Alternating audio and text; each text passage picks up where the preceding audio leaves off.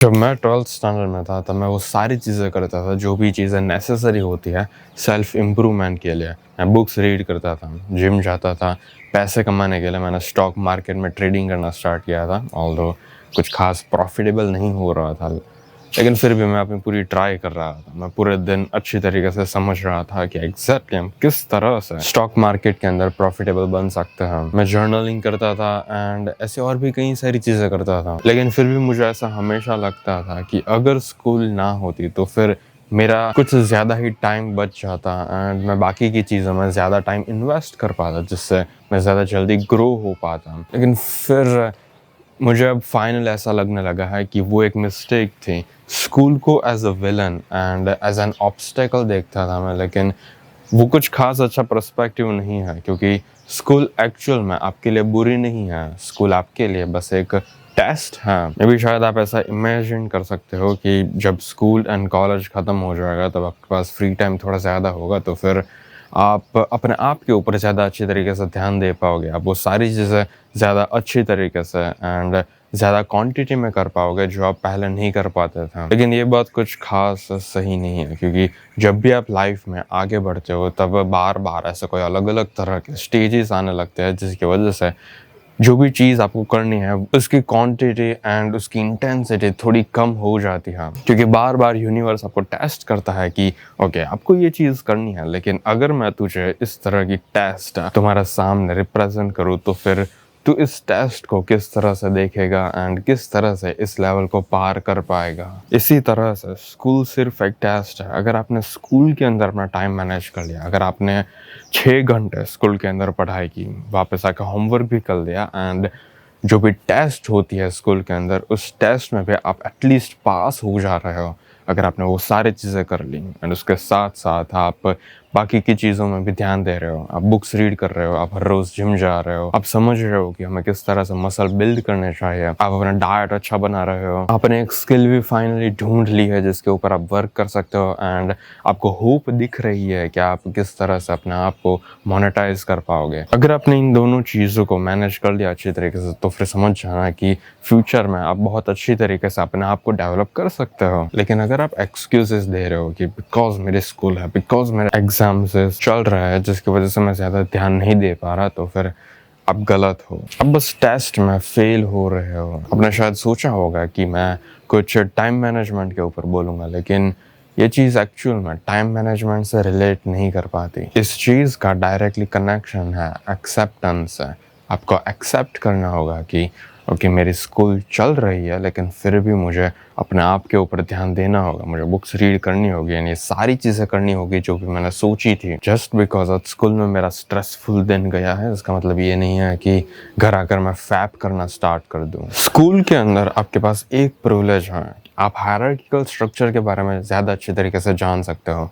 Hierarchical structure मतलब वो एक तरह का ट्रायंगल है, वो एक तरह का पावर स्ट्रक्चर है जिसके अंदर जो भी ऊपर की साइड होता है वो नीचे के लेवल्स के इंसान को कंट्रोल कर सकता है या तो फिर उसको ऑर्डर्स दे सकता है। हायरार्किकल स्ट्रक्चर सब जगह पर फॉलो होता है एंड स्कूल के अंदर भी बहुत अच्छी तरीके से स्टूडेंट्स फॉलो करता है। ऑल्दो मोस्ट स्टूडेंट्स को पता नहीं होता कि हायरार्किकल स्ट्रक्चर क्या होता है, लेकिन मेजॉरिटी ऑफ द चीज़ ऐसी होती है जो हमें एक्चुअल में पता नहीं होती, लेकिन फिर भी हम बस उसको एक्ट आउट करते हैं स्टोरीज की तरह। हर क्लास में ऐसे स्टूडेंट्स होते हैं जो दूसरे स्टूडेंट्स के ऊपर रूल करते हैं, एक तरह से जो दूसरे स्टूडेंट्स को बोलते हैं कि तुझे क्या करना है, एंड अगर वो उस तरह से नहीं करता तो फिर उसका बहुत अच्छी तरह से मजाक उड़ाया जाता है। एंड कुछ स्टूडेंट्स ऐसे होते हैं जो अपने आप को जरा भी डिफेंड नहीं कर पाते हैं। एक हायरार्किकल स्ट्रक्चर के ऊपर बहुत ऊपर की साइड होता है एंड दूसरे स्टूडेंट्स हायरार्किकल स्ट्रक्चर के अंदर बहुत नीचे की साइड होते हैं। जनरली कोई भी लड़का हायरार्किकल स्ट्रक्चर में अगर उसको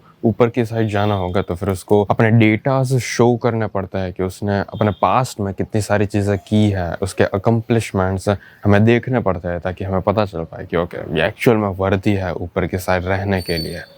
लेकिन स्कूल के अंदर ऐसा नहीं होता। स्कूल के अंदर प्योरली सिर्फ communication skills, body language and किस तरह से हम ड्रेस करते हैं, सिर्फ इन कुछ चीज़ों के ऊपर से डिपेंड कर जाता है कि हायरार्किकल स्ट्रक्चर के अंदर कौन ऊपर रहेगा एंड कौन नीचे रहेगा। एंड इसमें से कुछ स्टूडेंट्स ऐसे होते हैं जो हायरार्किकल स्ट्रक्चर में बीच में कहीं पर अपनी पोजीशन मैनिफेस्ट करते हैं, लेकिन उन लोगों को बिकॉज हायरार्किकल स्ट्रक्चर में ज़्यादा ऊपर की तरफ जाना होता है, इसलिए वो जो भी हायरार्किकल स्ट्रक्चर में ऑलरेडी ऊपर की साइड है उन लोगों के साथ फ्रेंडशिप क्रिएट करता है एंड ट्राई करते हैं वो स्टूडेंट्स की किस तरह से वो उन स्टूडेंट्स के साथ रह पाए। अब बिकॉज इस नॉर्मल स्टूडेंट को बस पावर चाहिए एंड उसको दिखाना है कि वो कितना कूल है, इसकी वजह से वो अपने आप की ह्यूमिलिएशन होने देगा। जब भी वो उन स्टूडेंट्स के पास जाएगा जिसकी कम्युनिकेशन स्किल्स बहुत अच्छी है, जिसके फादर के पास ज्यादा पैसे हैं, जो दूसरों को बहुत अच्छी तरह से बुली कर सकता है, वो नॉर्मल स्टूडेंट्स इन स्टूडेंट्स के पास जाएंगे एंड विलफुली अपनी इज्जत उड़ाएंगे। वो लोग इसका मजाक उड़ाएंगे, लेकिन फिर भी ये स्टूडेंट उसके पास ही रहेगा क्योंकि उसको पता है कि अगर ये यहाँ पर रहा तो फिर क्लास में सरवाइव करना इसके लिए थोड़ा ज़्यादा मुश्किल बन जाएगा। इसलिए बिकॉज इसको ज़्यादा अच्छी तरह से सरवाइव करना है, इसलिए वो ज़्यादा पावरफुल स्टूडेंट्स के पास जाता है। पावर स्ट्रक्चर्स फेयर नहीं होते, लेकिन हमें ये समझना होगा कि फेयरनेस हमें मोस्ट ऑफ द टाइम नहीं मिल पाती, हमें उसको छीननी पड़ती है या तो फिर हमें उसको अर्न करनी पड़ती है।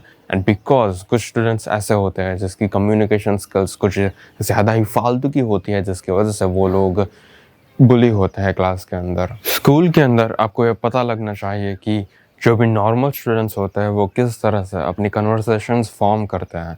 आपने नोटिस किया होगा कि जब भी वो कुछ बात करते हैं तो फिर उसमें मोस्टली सेक्स, लड़कियाँ, alcohol and irrational money talks होती हैं। कोई भी रियल वर्ल्ड की वैल्यू वो लोग अपनी कन्वर्सेशन से नहीं दे पाता है, क्योंकि उन लोगों के पास ऐसा कुछ होता ही नहीं है। उन लोगों ने कभी भी ऐसा वीडियोस नहीं देखे, ना तो ऐसे कोई बुक्स रीड की है जिसकी वजह से वो एक्चुअल में अपनी कन्वर्सेशन से किसी की लाइफ में वैल्यू प्रोवाइड कर सके। ओके सो बिकॉज उन लोगों की सारी बातें फालतू की होती हैं, बिकॉज आप अपने आप को डेवलप करने की ट्राई कर रहे हो एंड आपको पता है कि आपका फ्रेंड्स कुछ इस तरह के हैं, तो फिर ये अब आपकी रिस्पॉन्सिबिलिटी बनती है कि आपको उनको छोड़ना होगा। अगर आपने उनको नहीं छोड़ा तो फिर ऐसा हो सकता है कि आप भी एक नॉर्मल इंसान हो एंड आप भी अभी जो भी आपका करंट स्टेट है, अभी जो भी आपकी अर्निंग्स है, अभी आपकी जो भी स्किल्स हैं, उसको आप कुछ खास ज़्यादा डेवलप नहीं कर पाओगे। एंड अगर करोगे तो फिर आपको बहुत टाइम लगेगा, क्योंकि आप अपना majority of the time in सारे लोगों के ऊपर दे रहे हो जो एक्चुअल में आपका टाइम डिजर्व भी नहीं करता। लेकिन फिर भी बिकॉज आपको लोनली नहीं रहना, इसलिए आप इन फ्रेंड्स को जल्दी छोड़ोगे नहीं। मेरे बचपन का दोस्त था, वो आपका बचपन का दोस्त है तो भी उससे कुछ फ़र्क नहीं पड़ता। अगर वो अपने आप को डेवलप नहीं करना चाहता, अगर उसको एक नॉर्मल लाइफ चाहे एंड अगर आपको एक नॉर्मल लाइफ नहीं चाहे तो फिर आपको उसको छोड़ना होगा। वो आपका बचपन का फ्रेंड है, आप अभी अपने बचपन में नहीं हो। आपको एक अच्छा फ्यूचर क्रिएट करना है ताकि आप ज़्यादा अच्छी लाइफस्टाइल जी पाओ। 11th स्टैंडर्ड के एंड में एंड पूरे 12th स्टैंडर्ड में मैं पहली बेंच पर अकेला बैठता था एंड एक बार भी मेरे मन में ऐसा कुछ ख्याल नहीं आया कि मैं अकेला बैठता हूँ, मे भी शायद मेरे बाजू में किसी को बैठना चाहिए, मुझे बहुत नर्वस फीलिंग आ रही है। ऐसे कोई थॉट्स मेरे ब्रेन में प्रोड्यूस नहीं हो रहे थे, क्योंकि मुझे ऑलरेडी ऐसा लगता था। मुझे पता है कि अब मैं थोड़ा एरोगेंट साउंड करूँगा, लेकिन मुझे ऐसा लगता था कि और एक स्टूडेंट मेरे बाजू में बैठने के लिए वर्दी नहीं है, इसलिए मैं कभी भी किसी को बुलाता नहीं था मेरे बाजू में बैठने के लिए। एंड जो सबसे फेमस रीज़न था कि एग्जैक्ट मेरे बाजू में कोई क्यों नहीं बैठता था, उसके पीछे का रीज़न ये है कि मैं कुछ बोलता नहीं था। अगर वो मेरे बाजू में बैठे तो फिर जो भी बोलना होगा वो ही बोलेगा। मैं उसको कोई क्वेश्चन नहीं पूछूंगा, ना तो मैं उसको कुछ बोलूँगा, कुछ बातें करूँगा। नॉर्मल जिस तरह से हम क्लास में बातें करते हैं इस तरह से मैं उसके साथ बात नहीं करूँगा। तो फिर मोस्ट स्टूडेंट्स को ये पता था, इसलिए वो लोग मेरे बाजू में फर्स्ट प्लेस पर बैठना ही नहीं चाहते थे, क्योंकि कुछ ज़्यादा ही बोरिंग बन जाता था वो। मैं उन लोगों को वर्दी नहीं समझता था। ये सुनने में बहुत बेकार साउंड कर रहा है, लेकिन फिर भी ये किसी तरह से सेंस बना रहा है, क्योंकि मुझे पता है कि मेरे कुछ रिजल्ट्स नहीं मिले थे। मैं जो स्टॉक मार्केट में ट्रेडिंग करता था उसके अंदर भी मेरा कुछ खास प्रॉफिट्स नहीं हो रहे थे एंड इंस्टाग्राम का जो पेज है उसके अंदर भी मैं ग्रो नहीं हो रहा था। मैं रील्स क्रिएट कर रहा था लेकिन ग्रो कुछ खास नहीं हो रहा था। मैंने जिम स्टार्ट किया था, मेरी बॉडी बहुत अच्छी थी, वो सारी चीज़ें ठीक थी, लेकिन मैं एक्सेप्ट करता हूँ कि मेरे पास कुछ खास रिजल्ट्स नहीं थे। इसलिए मेरे पास इतनी अथॉरिटी नहीं थी तब ऐसा सोचने की कि दूसरा कोई स्टूडेंट वर्दी नहीं है मेरे बाजू में बैठने के लिए। लेकिन मुझे हमेशा से ऐसा लगता था कि मुझे एक वॉल क्रिएट करके रखनी चाहिए अपने अराउंड, ताकि जो भी फालतू के लोग हैं, जो भी नॉर्मल लोग हैं, वो कुछ खास इंटरफियर ना करें मेरी लाइफ के अंदर, क्योंकि मैं नहीं चाहता कि उन लोगों के ओपिनियंस मेरे बिलीव्स को अफेक्ट करें। उन लोगों के जो ओपिनियंस हैं, उन ओपिनियंस की वजह से अभी उनकी लाइफ कुछ इस तरह की है। जब भी वो बोलना स्टार्ट करते हैं तब हमेशा बेकार की चीज़ निकलती है। ओके, अगर हमेशा बेकार की चीज़ निकलती है, मुझे कभी भी ऐसा नहीं लगता कि वो लोग अपनी कन्वर्सेशन से मेरी लाइफ में वैल्यू प्रोवाइड करते हैं, तो फिर मैं क्यों उन लोगों के साथ बात करूं? मज़े करने के लिए मुझे मज़ा तो आता नहीं है बात करने में। ओके, सो कैंसल, मुझे बात नहीं करनी है तेरे से। इसलिए मैं हमेशा वॉल क्रिएट करके रखता था। मुझे पता था कि जो भी नॉर्मल इंसान है उन लोगों के ओपिनियंस नॉर्मल होते हैं, जिसकी वजह से वो हमेशा नॉर्मल रहते हैं। इसलिए आपको बहुत अच्छी तरीके से फ़िल्टर आउट करना पड़ता है कि आप किस इंसान के ओपिनियंस लेते हो। आप जो भी इंसान के ओपिनियंस लेते हो, शायद ऐसा हो सकता है कि उन ओपिनियंस को अगर आप अच्छी तरीके से फॉलो करोगे तो फिर आप उस इंसान जैसा बन सकते हो। क्या आपको सचमुच में उस इंसान जैसा बनना है?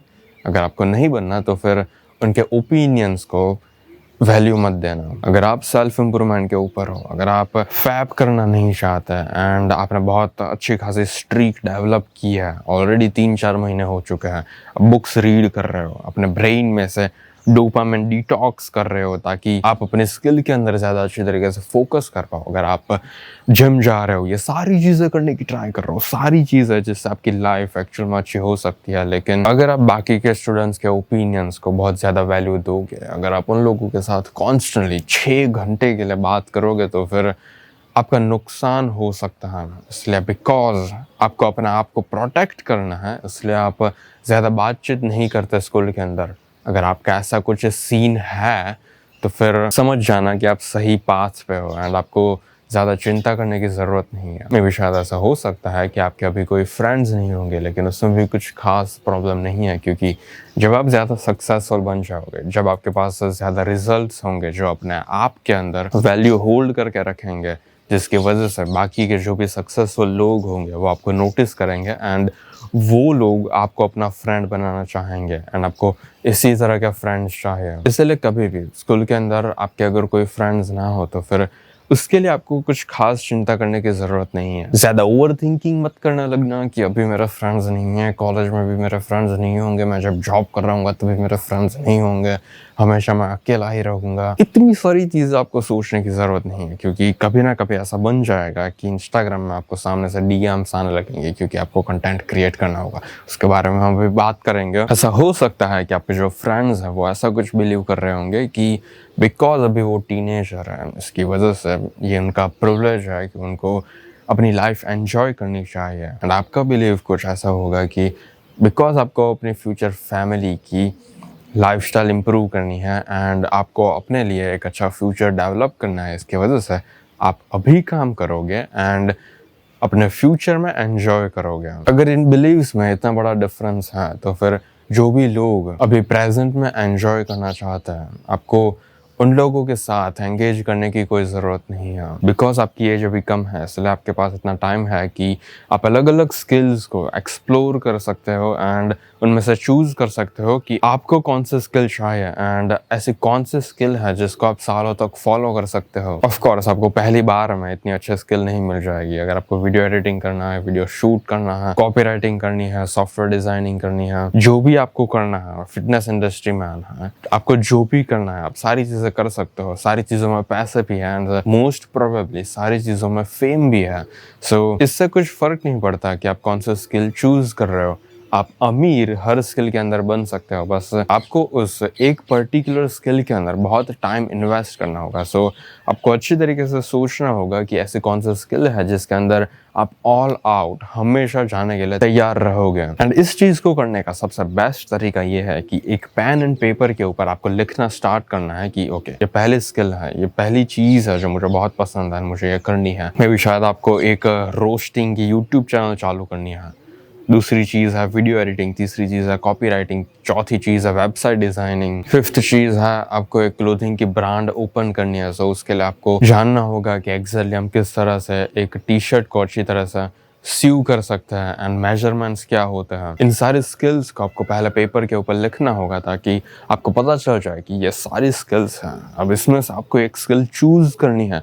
एटलीस्ट आपको पता है कि आपके पास ऑप्शंस कौन से हैं। आप अपने ब्रेन के अंदर इस तरह से एक लिस्ट क्रिएट कर सकते हो, लेकिन वो कुछ खास अच्छा नहीं होगा। जब भी आप पेपर के ऊपर कुछ लिखते हो तो फिर आपके ज़्यादा सेंसेस एंगेज होते हैं उस मोमेंट में, इसलिए लिखना हमेशा ज़्यादा अच्छा होता है बैठकर सोचने से। इस तरह से आप एक स्किल फाइंड कर सकते हो, एंड जब भी आपको एक स्किल मिल जाए उसके बाद ये ठान लेना कि अगले 8 मंथ्स तक आप ऑल आउट जाओगे उस एक पर्टिकुलर स्किल के अंदर। एंड 8 मंथ्स के बाद अगर आपको कुछ खास रिजल्ट्स नहीं मिला तो फिर आपको सोचना होगा कि क्या आपको और 8 मंथ्स देने हैं इस स्किल को, या तो फिर आपको कुछ और चीज़ ट्राई करनी है। कोई भी स्किल को सिर्फ इसलिए डिक्लाइन मत कर देना क्योंकि आपको उसमें से जो भी एक मेन चीज़ है वो करने में बहुत आलस आता है एंड आपको पैशनेट फील नहीं होता जब आप उस चीज़ को करते हो। हर स्किल में ऐसी कोई ना कोई चीज़ होती है जिसको करने में आपको कुछ खास मज़ा नहीं आता, लेकिन फिर भी आपको करना पड़ता है क्योंकि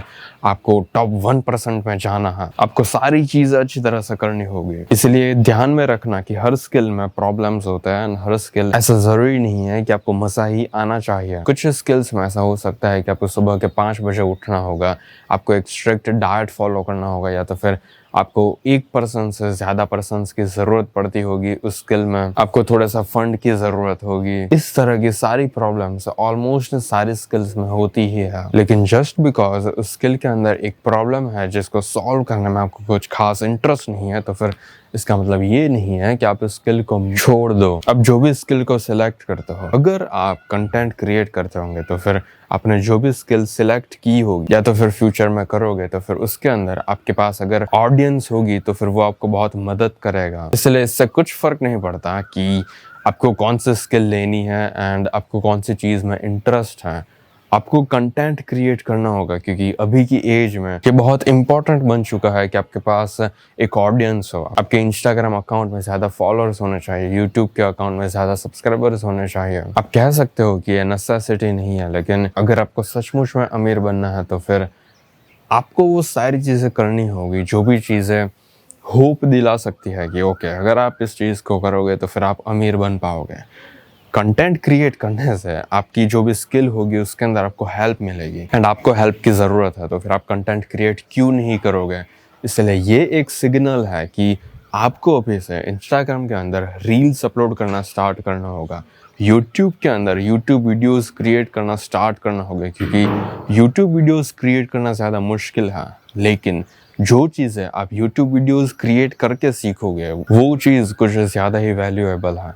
कैमरा से बात करना है, ऐसा प्रिटेंड करना कि आप एक इंडिविजुअल के साथ बात कर रहे हो, वो अपने आप के अंदर एक स्किल है एंड अगर आपके पास ये स्किल होगी तो फिर आप अपने आप को मोनेटाइज कर रहे होंगे। आप अपने फेस को, अपने वर्ड्स को, अपने आर्टिकुलेशन टेक्निक को, अपनी बॉडी को एक ब्रांड बना रहे हो। सो जब भी आप बोलना स्टार्ट करोगे तब लोग आपको इसलिए नहीं सुनेंगे कि आप किस तरह की वैल्यू प्रोवाइड कर रहे हो, लोग आपको इसलिए सुनेंगे क्योंकि आप प्रेम जोशी हो या तो फिर आपका जो भी नाम है आप वो हो। कंटेंट क्रिएट करना सिर्फ इसलिए बहुत इंपॉर्टेंट है क्योंकि आप अपने आप को ब्रांड बना दोगे एंड अगर आप अपने आप में एक ब्रांड हो तो फिर पैसे आपके पास सामने से चल कर आते हैं। ब्रांड्स आपके पास आती है एंड आपको बोलती है कि मेरे प्रोडक्ट्स को यूज कीजिए एंड उसकी एडवर्टाइजमेंट कर देना और उसके बदले में आपको पैसे मिलते हैं। ये सारी चीज़ आपको पता है लेकिन फिर भी अगर आप नहीं करते हो तो फिर भी शायद ऐसा हो सकता है कि आप नालायक हो। कंटेंट क्रिएट करना थोड़ी मुश्किल चीज़ है, मैं ये एक्सेप्ट करता हूँ। सो आप 1-2 दिन के लिए इस चीज़ के ऊपर मेडिटेट कर सकते हो एंड ज़्यादा अच्छी तरीके से सोच सकते हो कि ओके क्या मुझे सचमुच में यूट्यूब पर वीडियो बनाना ज़रूरी है, क्या मुझे सचमुच में बोलना होगा। कभी भी मैं अच्छी तरीके से हिंदी नहीं बोल सकता था, कभी भी मैं अच्छी तरीके से सेंटेंसेस फॉर्म नहीं कर सकता था, मेरे फेस के ऊपर पिंपल्स है, इतनी सारी प्रॉब्लम्स है, लेकिन फिर भी क्या मुझे सचमुच में कंटेंट क्रिएट करने की ज़रूरत है? हाँ, ज़रूरत है। स्कूल के अंदर एंड कॉलेज के अंदर आप अपने आप को बहुत अच्छी तरह से डेवलप कर सकते हो। बस ऐसा एक्सक्यूज़ मत देना कि बिकॉज स्कूल एंड कॉलेज आपके रास्ते में है इसकी वजह से आप अपने आप को डेवलप नहीं कर पा रहे हो। स्कूल एंड कॉलेज सिर्फ एक टेस्ट है एंड आपको उस टेस्ट में पास होना होगा। फिलहाल इस वीडियो के लिए इतना ही। अगर आपको एक स्ट्रॉन्ग जॉ लाइन चाहिए एंड अपने फेस के ऊपर ज़्यादा अच्छी तरीके से रिसर्च करनी हो कि आप एग्जैक्टली अपने बदसूरत से चेहरे को किस तरह से ज़्यादा अच्छा बना सकते हो ताकि आप ज़्यादा अट्रैक्टिव लग सको, आप किस तरह से अपने स्किन को ज़्यादा ग्लो कर सकते हो, आपको कौन सा स्किन केयर रूटीन फॉलो करना चाहे, आप अगर जिम जाते हो तो फिर आपको कौन सा वर्कआउट रूटीन फॉलो करना चाहे, इन सारी चीज़ों के बारे में मैंने अपने कोर्स में बहुत अच्छी तरह से डिस्क्राइब किया है कि आप एग्जैक्टली किस तरह से हैंडसम एंड मैस्कुलिन फेस को डेवलप कर सकते हो। उस कोर्स का नाम है द मॉगर्स ब्लूप्रिंट। लिंक आपको डिस्क्रिप्शन में मिल जाएगी।